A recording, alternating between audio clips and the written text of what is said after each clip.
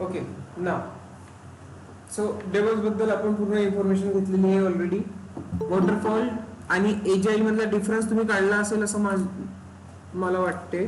ठीक आहे, अशी माझी अपेक्षा आहे. बट तुम्ही काल जे शिकवलं ते आज लक्षात ठेवत नाहीये, तर इश्यू आहे.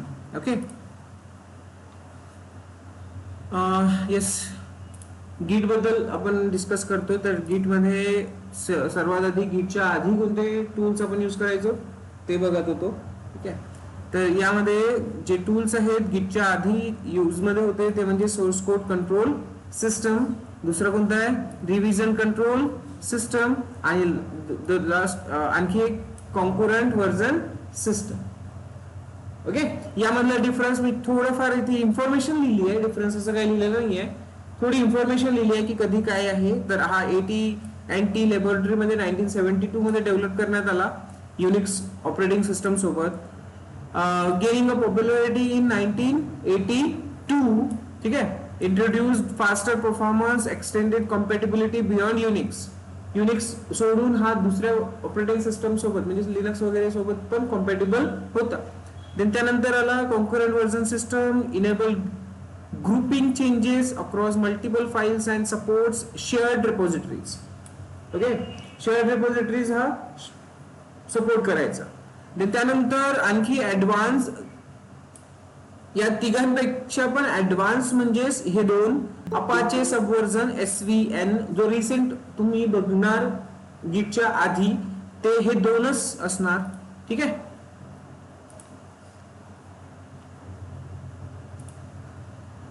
गीटच्या आधी जे दोन रिसेंट असणार SVN, otherwise bit keeper. Okay, आता जो गीट चालू आहे हा गीट एक ऍडव्हान्स व्हर्जन आहे कुणाचा, तर बिट कीपरचा, असं तुम्ही बोलू शकता. आणि तो गीट जो आपण क्रिएट केलाय, गीट क्रिएट कोणी केलाय तर लिनक्स टॉरवर्ड, ज्याने लिनक्स बनवलेला माहिती आहे तुम्हाला ऑलरेडी. ओके, सो त्याने गीटला क्रिएट केलं आहे. येस, इट्स यामध्ये थोडीफार इन्फॉर्मेशन लिहिली आहे मी. अपाचे SVN सोबत approved upon CSV by tracking non text file like images, PDF, enhancing file operations, tracking like rename, offering काय superior project level change management. So simple काय करतोय आपण इथे, शेवटी ट्रॅकिंग करतोय आपला डेटाचा. आणि येस, बिट कीपर SCM तर close source but important for Linux kernel management आहे. ठीक आहे, सो यापेक्षा याचा आता बेटर व्हर्जन म्हणजे आपला git, birth of git, the Linux forward innovation. Okay, तर येस, यामध्ये थोडीफार इन्फॉर्मेशन दिली आहे. 2005 मध्ये आलेला गीट लिनक्स सोबत आता तो खूप जास्त पॉप्युलरिटी गेन करत चाललाय आणि डे टू डे त्याच्यामध्ये कशी इम्प्रूव्हमेंट झाली आहे गीटमध्ये, गिटहब मध्ये रेपोजिटरीज कसे इम्प्रूव्ह झालेले आहेत ते इन्फॉर्मेशन मी थोडी टाकलेली. ओके, देन त्यानंतर येस, आपल्याला कोणते कोणते ऍडव्हान्टेज किंवा आपल्याला कोणते कोणते बेनिफिट्स मिळतात गिटमध्ये ते आहे. डिसेंट्रलायझेशन्स म्हणजे एका सिंगल रेपोजिटरीवर अवेलेबिलिटी आपली राहत नाही. ठीक आहे, आपण डिस्ट्रीब्युटेड वेने काम करतो. कोलॅबरेशन, येस कोलॅबरेशन वाढतं. Reliability and scalability. ठीक आहे, एवढं कळलं. एक जनरल इन्फॉर्मेशन आहे, हे तुम्ही विकिपीडिया वरून सुद्धा काढू शकता. फक्त तुम्ही काय केलंय, काही केलं नाहीये. ओके, गीट बद्दल आपण एवढी डिस्कशन काल केलं होतं, बट तुम्ही त्याची इन्फॉर्मेशन काढली नाही, विकिपीडिया वापरला नाही, गुगल वापरलेला नाही. तुमच्या मोबाईल मध्ये बहुतेक इंटरनेट चालत नाही, बरोबर? कुणाच्या मोबाईल मध्ये इंटरनेट चालत नाही सांगा. साहिलच्या मोबाईल मध्ये 2G चालतं, बरोबर ना? गौरवच्या मोबाईल मध्ये काय चालतं? Ultra 5G. हा, 5G चालतं. बरं, मला वाटलं अल्ट्रा 5G चालतं. ठीक आहे. सो एकदम बेसिक इन्फॉर्मेशन आपण बघितली. आणि देन त्यानंतर गिटला यूज कसं करायचं आहे, तर सिम्पली गिट आपल्याला आधी डाउनलोड करावं लागेल. तर डाउनलोड करण्यासाठी तुम्ही गिटची ऑफिशियल वेबसाईट यूज करू शकता. काल मी सांगितलेलं आहे कसं डाउनलोड करायचं. सिम्पली तुम्हाला या वेबसाईटवर जायचं आहे, गिटच्या ऑफिशियल वेबसाईटवर विंडोजवर जायचं आहे आणि इथे गिट फॉर 64 या दोघांपैकी कुठला तरी एक यूज करायचा आहे. ठीक आहे, सिंगल वाला यूज करा. देन त्यानंतर तुमच्या सिस्टम मध्ये तुम्हाला गिटचा एक आयकॉन मिळेल, डाउनलोडेड आयकॉन. त्याला तुम्ही डबल क्लिक केला की इन्स्टॉलेशन तुमचं स्टार्ट होईल. कळलं? देन त्यानंतर ते कसं दिसतं ते तुम्हाला मी सांगितलेलं आहे. तुमच्या सिस्टम मध्ये तुम्ही चेक करू शकता गिट टाईप करून. तर ह्या 3 गोष्टी तुम्हाला दिसेल, गिट CMD, Bash and GUI. Okay, जर तुम्हाला सीएमडी यूज करायचं आहे, गिट बॅश यूज करायचं आहे. गिट बॅश मीन्स शेल आहे हा. बॅश काय आहे? बॅश काय आहे? शेल आहे ना, बरोबर आहे. येस, तो शेल आपण यूज करू शकतो. त्यावर लिनक्सच्या आणि गिटच्या कमांड्स आपण एक्झिक्यूट करू शकतो. करेक्ट. सो सिम्पली या फोल्डर मध्ये जर मला गिटने काम करायचं असेल तर मी काय करणार, राईट क्लिक करणार आणि गिट बॅश इथे ओपन करणार. तर मला एक छोटासा शेल ओपन करून मिळेल आणि इथे मी लिनक्सच्या कमांड्स रन करू शकतो. Okay, so yes, simply ls जरी करून बघितलं तरी मला इथे काम रिस्पॉन्स मिळेल. mkdir जरी केलं तरी मी इथे विंडोज मध्ये ऍक्च्युली लिनक्सच्या कमांडने डायरेक्टरी क्रिएट करू शकतो. कळलं का काय म्हणतोय मी? ओके, हा. सो आता आपल्याला काम करायचं कशाने? गिटने. गिटवर काम करायचं आहे. तर येस, आणखी आपण एक टर्म बघितली काल, कोणती? डिस्ट्रीब्युटेड व्हर्जन कंट्रोल सिस्टम म्हणजे काय, बरोबर ना? काय होतं? Centralise version control system versus distributed version control system. आता हे अशा पद्धतीने आपल्याला गिट सोबत काम करायचं आहे डिस्ट्रीब्युटेड वे. तर ते कसं करणार? करेक्ट. तर सर्वात आधी डिस्ट्रीब्युटेड व्हर्जन कंट्रोल सिस्टमचा जो पूर्ण स्ट्रक्चर आहे तो तुमच्या लक्षात आला पाहिजे. काय असणार आहे इथे? 2 रिपोजिटरी असणार आहे. ओके, कोणत्या? एक असणार आहे रिमोट रिपोजिटरी आणि एक असेल लोकल रिपोजिटरी. करेक्ट. आणि ही लोकल रिपोजिटरी ऍक्च्युली आहे कुठे? तर तुमच्या लॅपटॉप मध्ये. एक लोकल रिपोजिटरी आहे कुठे? तुमच्या लॅपटॉप मध्ये. सो आता गिटने जर काम करायचं असेल तर सर्वात आधी आपल्याला एक फोल्डर क्रिएट करायचं आहे आणि त्याला रिपोजिटरी मध्ये कन्वर्ट करायचं. आलं लक्षात? तर येस, आता आपण काम करणं सुरुवात करूया. गिटची चिटशीट तुम्हाला मिळेल. गिटच्या कमांड्स कशा एक्झिक्यूट करायच्या ते तुम्हाला मिळेल इथे. इथे क्लिक करा. अदरवाइज गिटहबची ऑफिशियल चिटशीट आहे ऍज अ पीडीएफ. ते पण तुम्ही हँडल करू शकता नॉर्मल कमांडसाठी. ओके, सो सिंपल मी आता तुम्हाला वर्किंग करून दाखवतो. मी सध्या कोणत्या फोल्डर मध्ये आहे? AWS practice. Let's create an folder here, batch batch 9. Okay, 9 10. ठीक आहे, नाराज नका हो. ओके, 9 10 असंच ठेवतो म्हणजे बरं राहील. झाली डायरेक्टरी क्रिएट. एक mkdir केलं. आता या डायरेक्टरी मध्ये जाणार आपण bat9 या डायरेक्टरी मध्ये आलोय. कुठे काम करतोय? मी माझ्या विंडोज मशीन मध्ये काम करतोय. मी अजूनही कुठे रिमोट वर गेलोय का? नाही, मी आज माझ्या आपल्या लोकल मशीन मध्ये काम करतो. कळलं? ठीक आहे. सो सिम्पली हे डायग्राम लक्षात ठेवा. सध्याच्या कंडिशनला working copy, working machine. Okay, आणि या वर्किंग मशीन मध्ये आता आपल्याला रेपोजिटरी क्रिएट करायची आहे. तर हा एक जो फोल्डर आहे, या फोल्डरला ऍज अ रेपोजिटरी क्रिएट करायचं आहे. तर सर्वात आधी कमांड यूज करायची असते git init.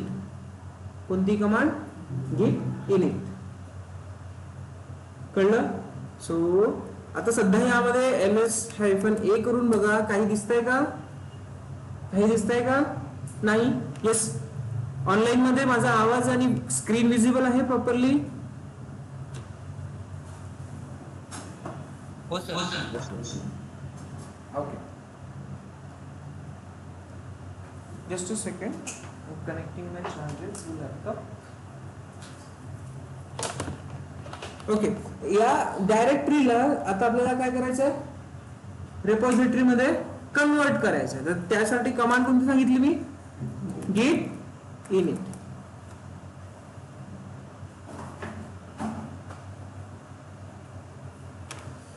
ठीक आहे, git init काय म्हणतोय तो? इनिशियलायझिंग एम्प्टी गिट रेपॉझिटरी. इनिशियलायझिंग एम्प्टी गिट रेपॉझिटरी म्हणजे या डायरेक्टरीला त्याने कन्वर्ट केलाय कशामध्ये? आता रेपॉझिटरी मध्ये. आणि रेपॉझिटरी मध्ये कन्वर्ट केल्यानंतर तुम्हाला इथे दिसेल .git दिसतंय इथे, आणि इथे दिसेल काहीतरी नवीन आलेलं मास्टर्स. कळलं काय आहे हे? समजलं? म्हणजे चेंज कसं झालंय ते समजलं का? आता हा कन्वर्ट झाला आहे एका तुमच्या लोकल रेपॉझिटरी मध्ये, म्हणजेच या लोकेशन मध्ये, या रेपॉझिटरी मध्ये, जिथे तुम्ही तुमचं काम करणार. तुमच्या सोर्स कोडवर तुमच्या जे काही कुठले तुम्ही कोड लिहिताय त्या सगळं कोडला तुम्ही मॅनेज करणार तुमच्या लोकल रेपॉझिटरी म्हणजे that is nothing but your this repository. Okay, आणि या रेपॉझिटरी साठी आपण काय यूज करणार? गिटहब किंवा गिटलॅब. कळलं कन्सेप्ट? कन्सेप्ट कळलं? आता इथे पण डेटा राहणार आणि आपल्या लॅपटॉप मध्ये पण डेटा राहणार. क्लिअर कन्सेप्ट आहे? ठीक आहे. Yes, okay. सो नाव इथे काही कमांड्स मी तुम्हाला सांगतो. आता लेट्स कन्सिडर इथे सध्याच्या कंडिशनला काहीच नव्हतं. काही होतं का इथे? नाहीये. बट आता इथे एक फोल्डर क्रिएट झालाय .git. So let's check ls-a. You can see .git. हा .git ज्या पण फोल्डर मध्ये दिसते, डोळे बंद करायचं आणि समजायचं की ही एक रेपॉझिटरी आहे. कळलं? ओके. सो आता एक सिंपलचा ऑपरेशन बघू आपण की काय कशा पद्धतीने करायचं. इथे छोट्या कमांड्स आहेत. सर्वात आधी तर तुम्हाला गिट कॉन्फिग करावं लागतं की ऍक्च्युली सोर्स कोडवर कोण काम करतं. ओके, गिट कॉन्फिग तुम्हाला द्यावं लागतं. गिट कॉन्फिग युजर नेम म्हणजे user dot name. Yes, user dot name आणि लेट्स कन्सिडर करा सूरज या पद्धतीने. गिट ग्लोबल कॉन्फिग हायफन ग्लोबल असेल. Okay, hyphen global. सो पहिल्या ज्या कमांड्स असतात हायफन ग्लोबल यूज करावं लागेल. ठीक आहे, युजर डॉट नेम. आता हे ऍक्च्युली आपण काय करतोय तर त्या लॅपटॉप मध्ये, एका लॅपटॉप मध्ये मी एकटाच काम करतोय असं आहे का? नाही, कोणी पण काम करू शकतो. बट ऍक्च्युली कमिट कोण करणार आहे किंवा त्या सोर्स कोडला मॅनेज कोण करणार आहे? तर आपलं नाव द्यावं लागेल, जेणेकरून जर 5-6 डेव्हलपर्स आहेत आपल्याकडे तर 5-6 डेव्हलपर्स पैकी कोणी कोणतं काम केलं हे ट्रॅक व्हायला पाहिजे. त्यासाठी आपल्याला कॉन्फिग मध्ये आपलं नाव द्यायचं. इन शॉर्ट, समोर जाऊन जर काही इश्यू आहे त्या कामामध्ये, आज आपण काही काम करतोय, उद्या जाऊन जर त्या कामात इश्यू आहे बट समोरच्याला माहितच नाही ते काम कोणी केलं, बरोबर? माहित राहणार का? नाही. तर येस, फॉर दॅट आपल्याला आपलं नाव आणि ईमेल ऍड्रेस तिथे कॉन्फिगर करून ठेवायला पाहिजे, जेणेकरून आपला मॅनेजर आपल्याला कॉन्टॅक्ट करेल की सूरज हा काहीतरी इश्यू आहे, तू केलाय, सो रिझॉल्व कर. कळलं? सिंपल कमांड, बेसिक कमांड्स असतात ह्या, जास्त काही लिहायच्या नाहीये इथे. मी इथे काय मिस केलंय? Hyphen global.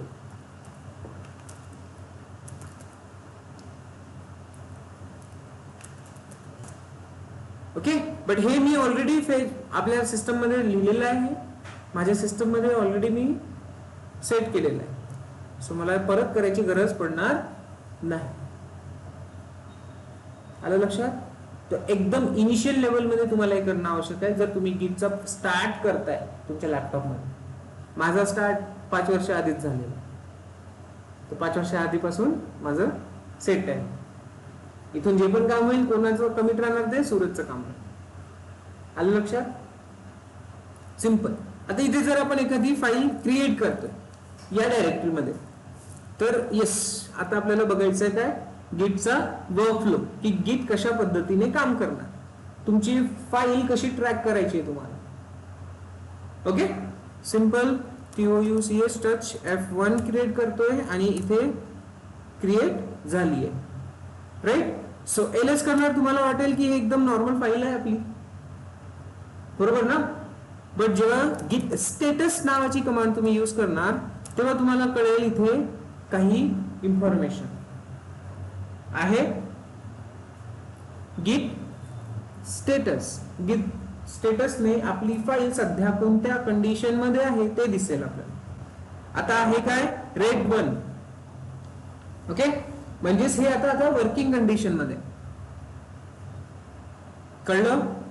हा, तर आता आपण बघू सिंपल वर्कफ्लो ऑफ युअर गिट. वर्कफ्लो ऑफ गिट. तर वर्कफ्लो म्हणजेच काय, तर हा गिट सुद्धा तुमच्या फाईलला 3 स्टेजेस मध्ये डिवाइड करतो. 3 स्टेजेस मध्ये. तर त्या कोणत्या? Structure, managing code, changes and release, ensuring organized, traceable and easily revertible code. हे एवढं मोठं भारी भरकम आपल्याला रीड करायची गरज नाहीये. सिंपल इमेजवर जायचं आणि इमेज आपल्याला बघायची.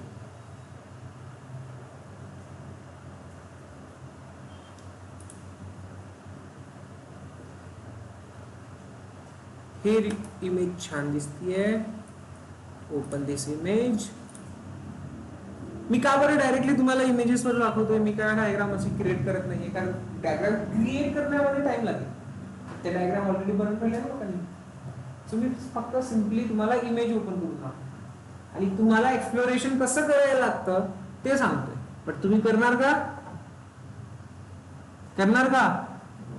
गुगल बाबाचा यूज करणार ना? मी करतोय बघा.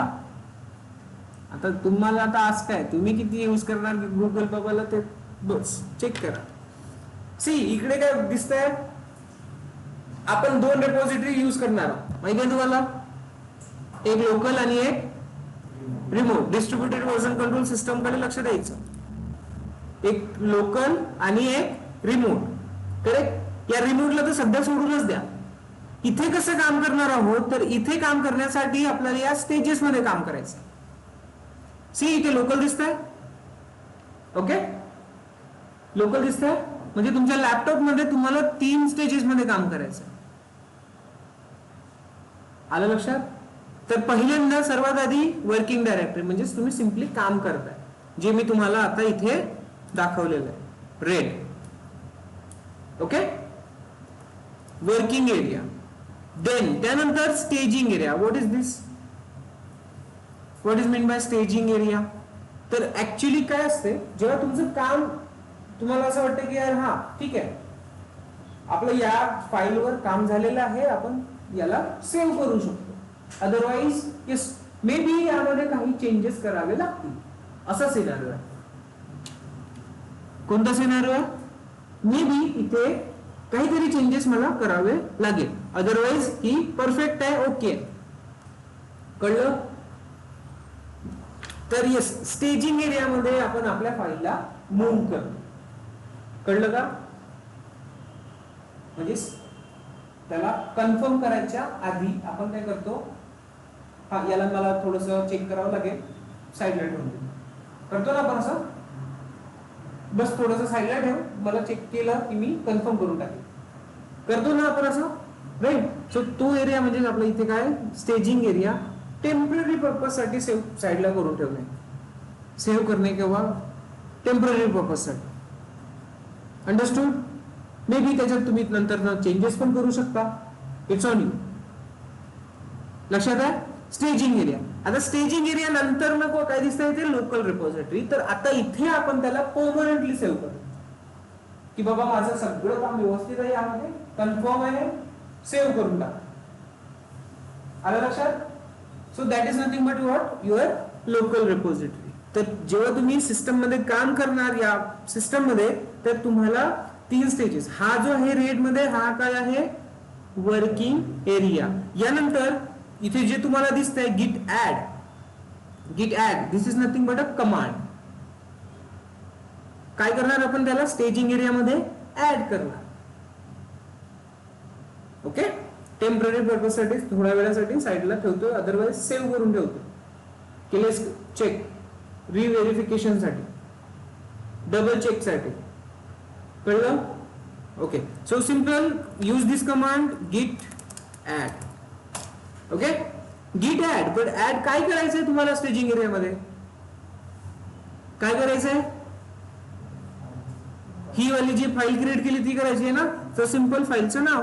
आता होऊ शकते तुमच्याकडे 100 फाईल असेल, पण त्यापैकी तुम्हाला स्टेजिंग एरियामध्ये साईडला काढून ठेवावं लागेल ना. 100च्या 100 फाईलवर तुम्ही काम केलंय, पण त्यापैकी जे तुम्हाला वाटते की यामध्ये ही थोडी तुम्ही कन्फर्म करू शकतो, फक्त चेक करू दे, तर ती फाईल तुम्ही साईडला काढून ठेवू. कळलं? So simple F1. बट जर का तुम्हाला 100च्या 100 फाईल पाठवायच्या असेल तर डॉट द्यायचा. डॉट म्हणजे काहीही असू दे, सगळं स्टेजिंग मध्ये चालत आहे. Okay, so everything will goes in a staging area. कळलं का?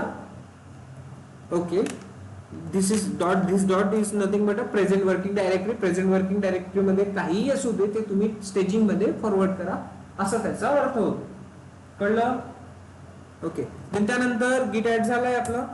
आता चेंजेस अगेन गिट स्टेटस चेक करा. आता काय दिसतंय? ग्रीन झालेलं दिसतंय आणि नवीन एक फाईल त्याला विजिबल आहे. बरोबर? इथे काय दिलंय? असं न्यू फाईल वगैरे काही दिलेलं आहे का? नाही, कारण हा वर्किंग एरिया आहे. तुम्ही कुठल्याही फाईलवर काम करा, तो काही बोलणार नाही. बट येस, इथे बघा हा काय म्हणतो? Use git add to include in what will be committed. म्हणजेच येस, कन्फर्म करायच्या आधी गिट ऍड यूज करा. कन्फर्म करायच्या आधी स्टेजिंग एरिया मध्ये टाका. कळलं? Okay, so simple. येस, त्यानंतर आपण गिट ऍड यूज करतोय. अगेन गिट स्टेटस चेक करणार. गिट स्टेटस मध्ये आता तो दुसरं इन्फॉर्मेशन देतोय, यूज गिट rm. जर तुम्हाला इथे ठेवायचं नसेल तर तुम्ही काय करू शकता? गिट rm टू अनस्टेज. स्टेजिंग एरिया मध्ये आपण मूव्ह केलाय, बट जर तिथून तुम्हाला काढायचं असेल तर तुम्ही rm पण करू शकता, असं त्याचं म्हणणं आहे. पण आपल्याला त्याची गरज नाही, आपल्याला सिंपल वर्कफ्लो बघायचा आहे. कळलं स्टेजिंग मध्ये कसं आणायचंय? ओके, देन त्यानंतर आता आपण आपल्या लोकल रिपॉझिटरी मध्ये त्याला परमनंटली सेव्ह करणार. कळलं? परमनंटली सेव्ह करायसाठी गिट कमिट. कोणती कमांड आहे? गिट कमिट. गिट कमिट. आणि यासोबत तो जो एक युनिक आयडी आपण प्रोव्हाइड करणार आहोत, त्याला एक कमेंट द्यावी लागेल. कमेंट देण्यासाठी -m, m फॉर मेसेज, ठीक आहे. सो यामध्ये लेट्स कन्सिडर करा, धिस इज माय फर्स्ट काय म्हणू टास्क. ठीक आहे, और आयडी.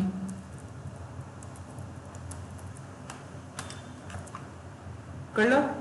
सो मी काय करतोय? सिंपल एंटर करतोय. एंटर केल्यानंतर आता तो काय करतोय? सिंपल तुमच्या फाईल मध्ये एक युनिक आयडी क्रिएट करतोय.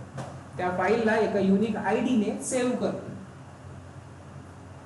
दिसतंय ते?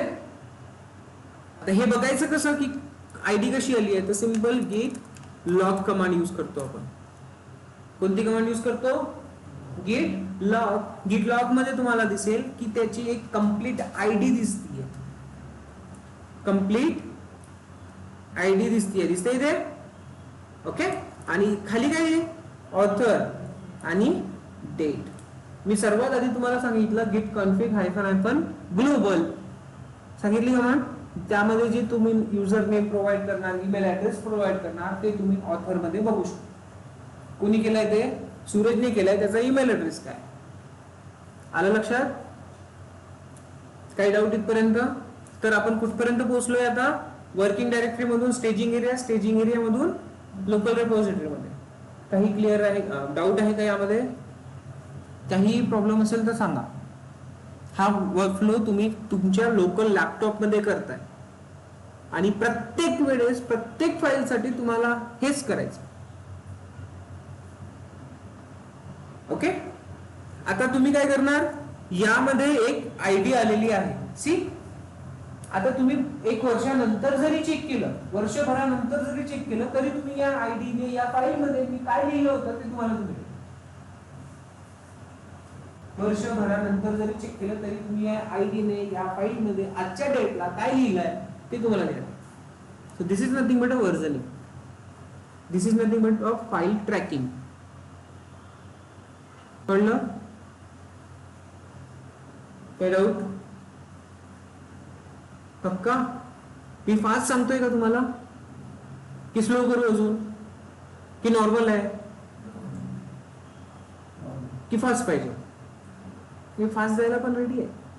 सांगा. ऑनलाईन रिस्पॉन्स येत नाहीये काहीच.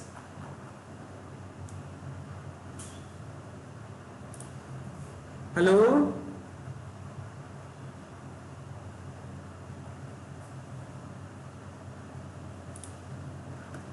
गाईज आवाज येतोय का माझा? ओके, कन्सेप्ट समजला की नाही?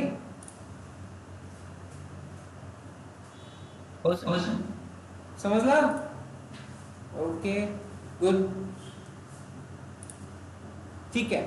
सो कुठपर्यंत कमांड केले आपण? git init, git add, git commit. 3 commands बघितल्या आणि वरतून आणखी 2 कमांड्स बघितल्या, git status, git log. कळलं? ओके. आता इथे आणखी ज्या काही कमांड्स दिसतात, ह्या कमांड सुद्धा यूज करायची आपल्याला. आता या फाईलला आपल्याला कुठे पाठवायचं आहे? रिमोट मध्ये, म्हणजे गिटहब मध्ये पाठवायचं. तर त्यासाठी आपण कमांड कोणती यूज करणार? git push. कोणती कमांड यूज करणार? git push. आणि गिटहब वरून जर वापस घ्यायचं असेल गौरवला, मी इथे काम केलंय, आता गौरवला ते घ्यायचं त्याच्या लॅपटॉप मध्ये, तर तो कोणती कमांड यूज करणार? git clone कमांड यूज करणार. कोणती कमांड यूज करणार? सर्वात आधी git clone कमांड यूज करणार आणि त्यानंतर ना git pull करणार. त्यातला डिफरन्स काय आहे नोट करायचं आहे तुम्हाला. ठीक आहे? मी तर आहेच इथे तुम्हाला सांगायला, आणि मी ऑफकोर्स सांगणार पण, बट त्याच्या आधी तुम्ही सर्च करा. ठीक आहे? सो आता आपण काय करायचं आहे? git push. त्यासाठी काय पाहिजे मग आपल्याला? Remote repository. आता रिमोट रिपॉझिटरी कुठे क्रिएट करायची आहे? गिटहब मध्ये. गिटहब ओपन केलाय का आपण? कुठे केलाय का? नाहीये. गिटहब ओपन करू आपण. गिटहब.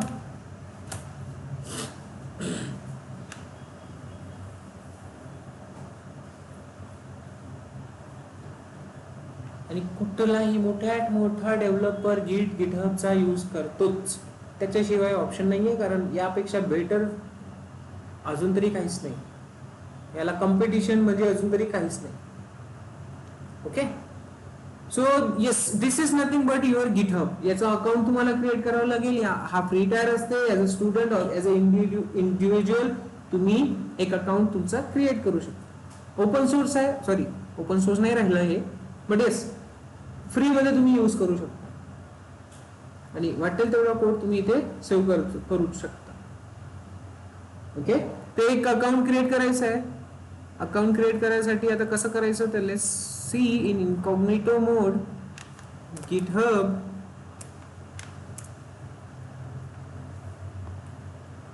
GitHub मध्ये सिम्पली तुम्हाला काय करायचं आहे, साइन अप करायचं आहे. साइन अप करण्यासाठी इथे येणार तुम्ही आणि तुमची इन्फॉर्मेशन इथे प्रोव्हाइड करणार. Continue and then yes you will be able to access your GitHub account. कळलं? आणि सिंपल. आता हे सगळं झाल्यानंतर तुम्ही या पद्धतीचा डॅशबोर्ड बघणार. आता माझ्याकडे भरपूर काही आहे यामध्ये बघायला, बट इनिशियल लेवलला तुम्हाला काहीही दिसणार नाही. Got it? सो सिम्पली आता इथे जर तुम्हाला एक क्रिएट करायची एक रेपोजिटरी, रिमोट रेपोजिटरी, तर इथे तुम्हाला yes create new repository, new वर क्लिक केलं. कसं केलं माहितीये ना? इथे न्यू बटन आहे. अदरवाइज तुमच्या अकाउंट मधून इकडून इथे रेपोजिटरीज वाला ऑप्शन मिळेल. दिसतंय? इथे पण जाऊ शकता तुम्ही आणि इथे पुन्हा नवीन बटन मिळेल. दिसतंय? तर या न्यू बटनला तुम्ही क्लिक करा. एक रेपोजिटरी क्रिएट करण्याचा विंडो तुम्हाला ओपन मिळेल. इथे तुम्हाला जे नाव द्यायचं आहे ते BATCH batch 910. ओके, असं देऊ शकतो. ठीक आहे.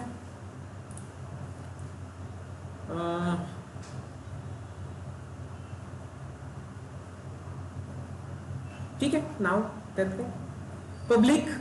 आता इथे ऑप्शन्स मिळतात तुम्हाला, पब्लिक और प्रायव्हेट. ऑफकोर्स आता प्रायव्हेट असेल म्हणजे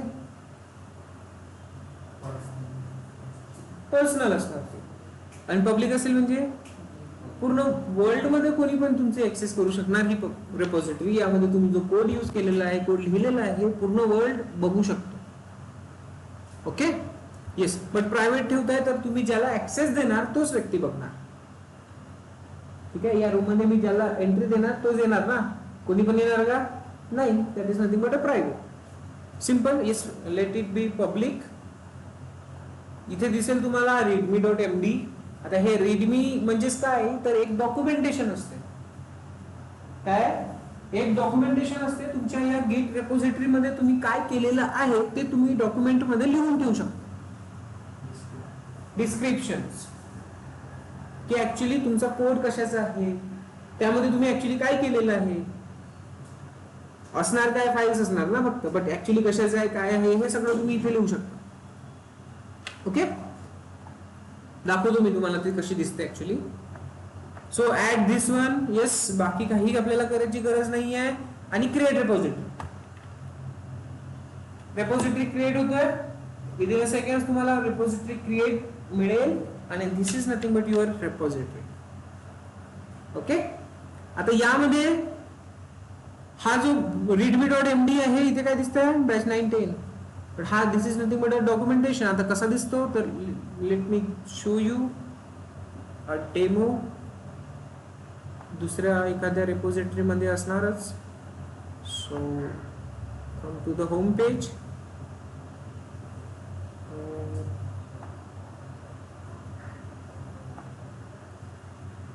लेट मी चेक. या पद्धतीने डॉक्युमेंटेशन असते. यापेक्षा पण चांगला बेटर असणार.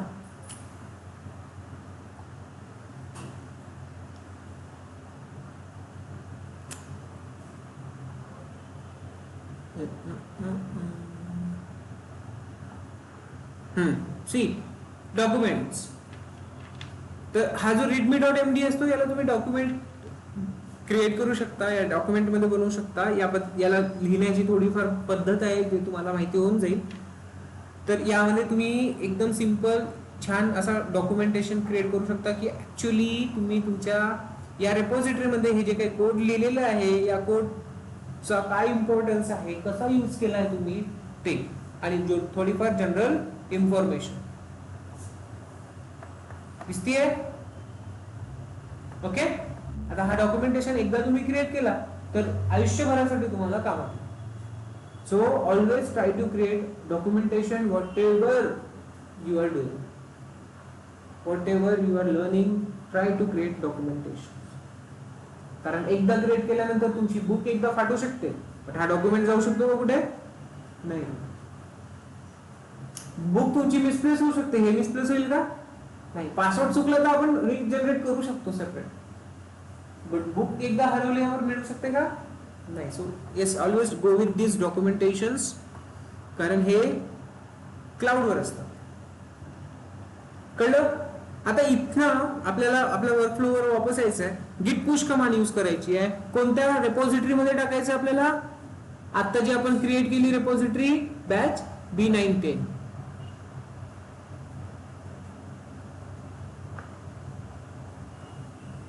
या रेपॉझिटरी मध्ये.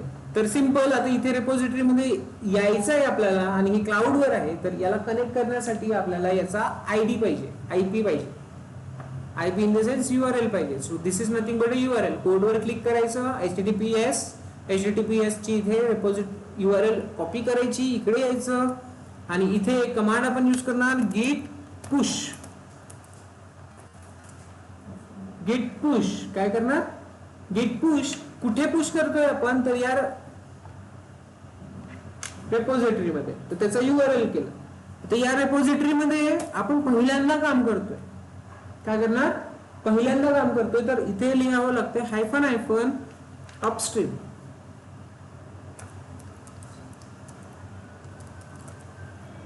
ओके, सेट - अपस्ट्रीम असते, सेट -अपस्ट्रीम या पद्धतीने असते. Let's see. आणि नंतर ना इथे जे नाव असतंय, इथे नाव जे आहे मास्टर आहे ना, तर हे मास्टर नाव लिहायचं असतं, मास्टर. आता हे ऍक्च्युअली मास्टर काय आहे, तर ही एक ब्रांच असते. ओके, ही ब्रांच असते आणि त्याचा कन्सेप्ट आपण बघणारच आहोत. So just now, for now consider enter, connect करेल आणि बघा तुमचा पूर्ण कोड तो कुठे फॉरवर्ड करतोय? तुमच्या गिटहबवर. दिसतंय काय केलंय यांनी?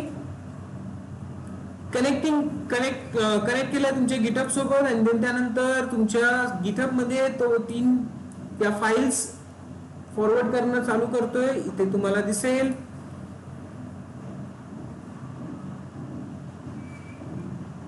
आणि एक नवीन ब्रांच तिथे क्रिएट झालेली दिसेल मास्टर नावाची, कारण आपण पहिल्यांदा कनेक्ट केलंय.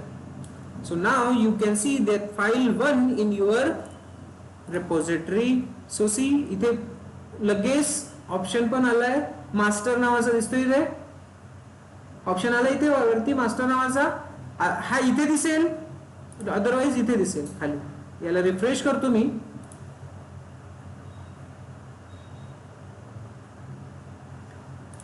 सी, इथे दिसते मास्टर, आलंय मास्टर इथे.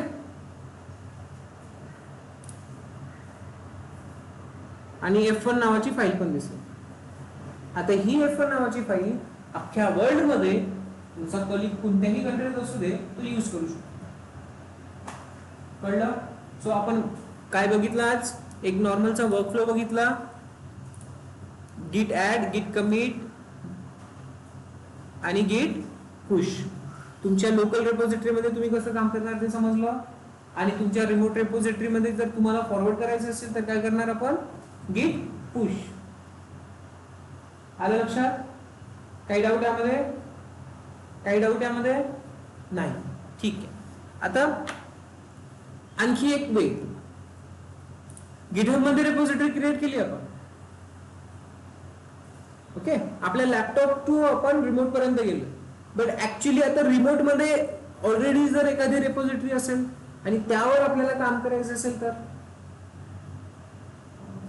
आता माझ्या लॅपटॉप मध्ये भरपूर साऱ्या रेपॉझिटरी, माझ्या गिटहब मध्ये भरपूर साऱ्या रेपॉझिटरीज आहेत, है ना.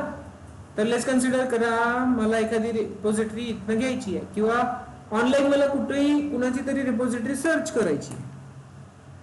Let's consider Java project. प्रोजेक्टची स्पेलिंग काय? बरोबर आहे का? एंटर करतो.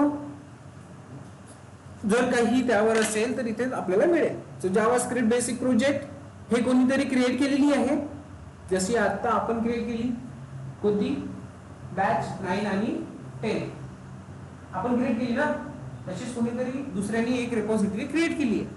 आता ही रेपॉझिटरी मला या रेपॉझिटरीतला काहीतरी कोड पाहिजे किंवा यामध्ये मला काम करायचं, तर कसं करायचं? सो सिंपल, इथे सुद्धा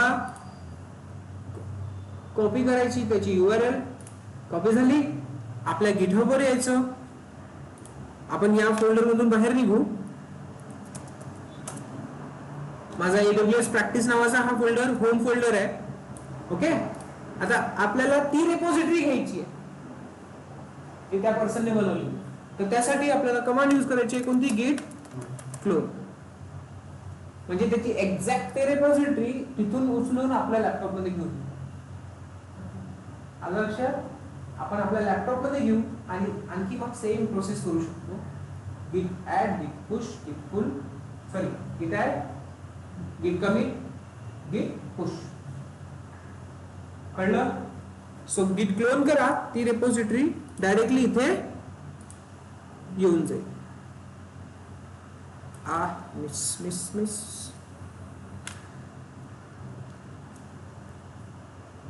आता इथे ज्याला तुम्ही सिलेक्ट करता ना, हे सिलेक्ट केलं म्हणजे हे कॉपी होतं. माऊसने सिलेक्शन करताय तुम्ही म्हणजे कॉपी होतंय हा. आणि इथे राईट क्लिक करून पेस्ट करणार, तर बघा जे सिलेक्ट केलं होतं ते पेस्ट होतं. सो तुम्हाला Ctrl+C करायची गरज नाही. git clone, हा इकडे आलं तर इकडे कॉपी करावं लागेल आणि इथे येऊन तुम्हाला right click paste. git clone झाल्यानंतर हे पूर्ण रेपॉझिटरी ती आपल्या लॅपटॉप मध्ये घेऊन येणार. तुम्ही बघू शकता लोकल सिस्टम मध्ये जाऊन या AWS फोल्डर मध्ये तुम्हाला दिसेल ही रेपॉझिटरी. अजून करतोय तो, भली मोठी दिसतीये.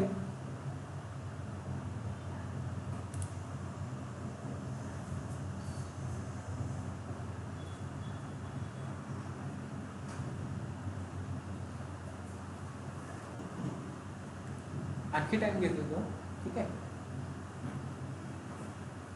13 MB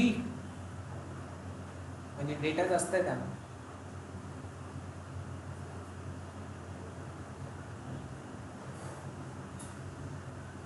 yes, completed. But yes, you can C काय नाव आहे, जावास्क्रिप्ट बेसिक प्रोजेक्ट डॉट गिट. तर तुमच्या लॅपटॉप मध्ये आता ती आलेली असणार. रिफ्रेश करायचं हलकासा आणि ती रेपॉझिटरी येस सी दिसतंय इथे, जावास्क्रिप्ट बेसिक प्रोजेक्ट्स आली आपल्या लॅपटॉप मध्ये. आता इथे तुम्हाला मी काय म्हटलं होतं की यामध्ये चेक करायचं काय डॉट गिट आहे का, ही रिमोट रेपॉझिटरी आहे ना. तर रिमोट रेपॉझिटरी ऑलरेडी कन्वर्टेड असते रेपॉझिटरी मध्ये, तर तो सिंपली आपल्याला त्याला गिट इनिट करायची गरज पडणार नाही. जावास्क्रिप्ट प्रोजेक्ट एंटर ls, यामध्ये चेक करा ls-a.git ऑलरेडी अवेलेबल असणार आहे, म्हणजे हे रेपॉझिटरी ऑलरेडी आहे. अदरवाइज या मास्टर पण इथे दिसेल तुम्हाला, तो यस यावरून पण तुम्ही कन्सिडर करू शकता. कळलं? आता इथे तुम्ही काही काम करा. हा, आता काय होईल, लेट्स कन्सिडर इथे काहीतरी अपडेट झालेलं आहे. आता रिटेल क्लोन कमांड समजली. तर कधीही रिमोट रेपॉझिटरी तुम्हाला तुमची सिस्टम मध्ये घ्यायची आहे तर कमांड कोणती यूज करणार, क्लोन कमांड. ओके, हा, back to our main part.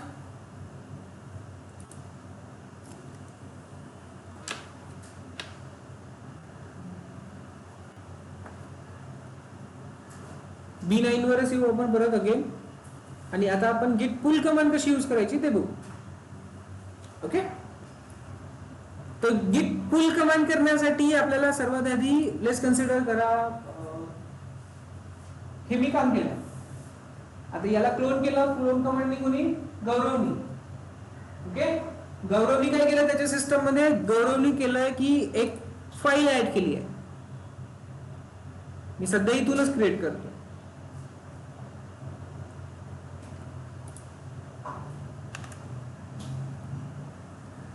not in master, yeah that's it. Okay, master cool. नाव देऊन देऊ इथे फाईल 2 बाय गौरव, ठीक आहे, असं लिहितो. फाईल 2 कोणी क्रिएट केली? गौरवने क्रिएट केली. सिंपल. इथे काय करतोय? Commit changes. फाईल मध्ये काय कंटेंट लिहायचं असेल तर कंटेंट इथे ऍड करता येईल.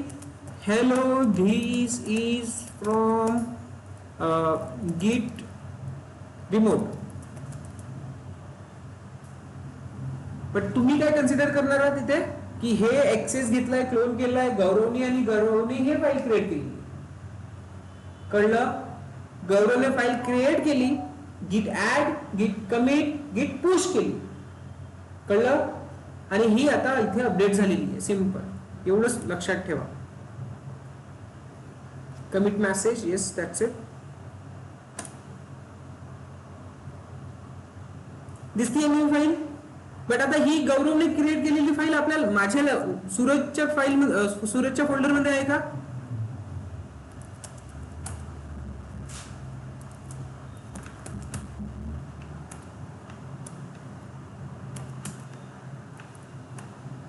बॅच काय होतं? 9.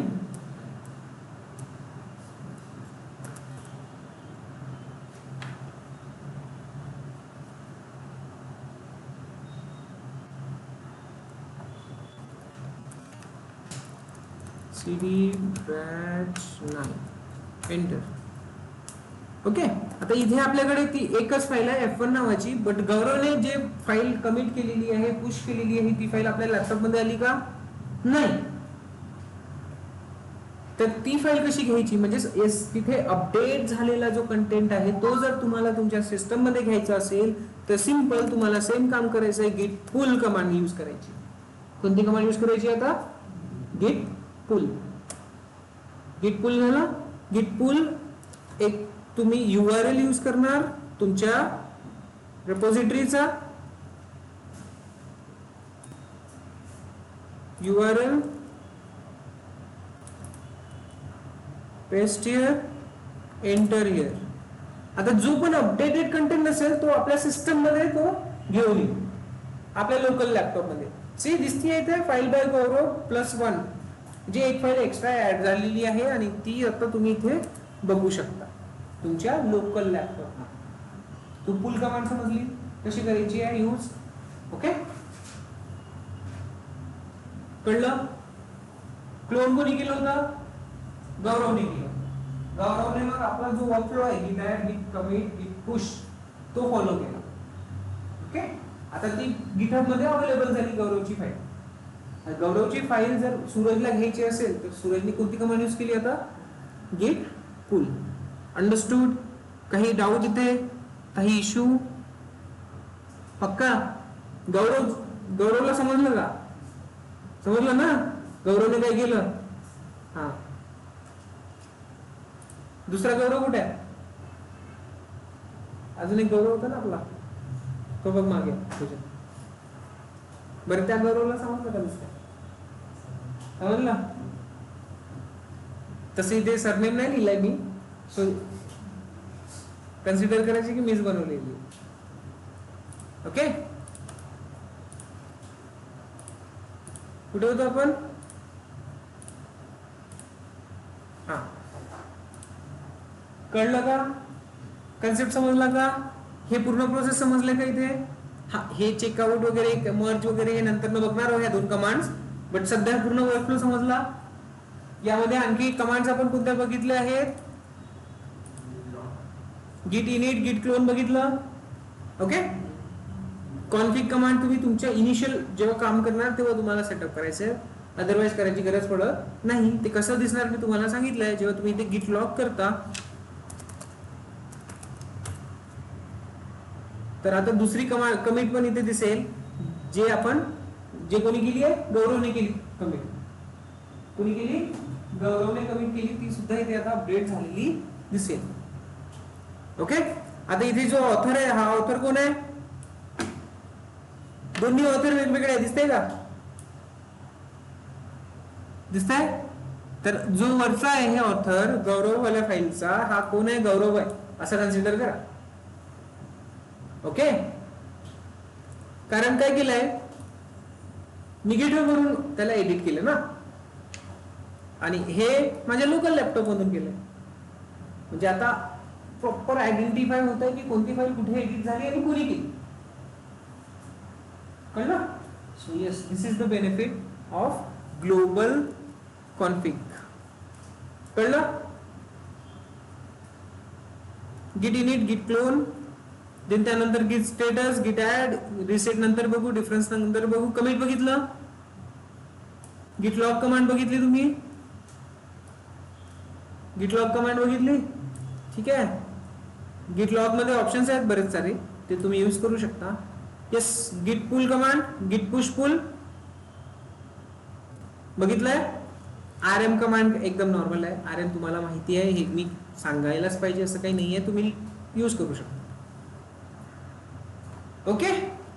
सो सध्या आजच्यासाठी आपण एवढंच ठेवू, बाकीचा कन्सेप्ट उद्याला बघू. वर्किंग फ्लो समजलाय, तर याची प्रॅक्टिस तुमची झाली पाहिजे, प्रॅक्टिस झाली पाहिजे. आणि जसं आज मला रिस्पॉन्स भेटला तशा त्यापेक्षा बेटर रिस्पॉन्स मला उद्या भेटायला पाहिजे.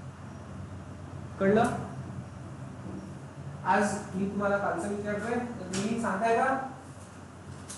नाही. मग मी परवाला तुम्हाला विचारणार आता मंडेला डायरेक्ट, मग तर तुम्ही आजचं काहीच नाही सांगणार. संडे फिरत राहणार मस्त. बरोबर? Let me stop it now.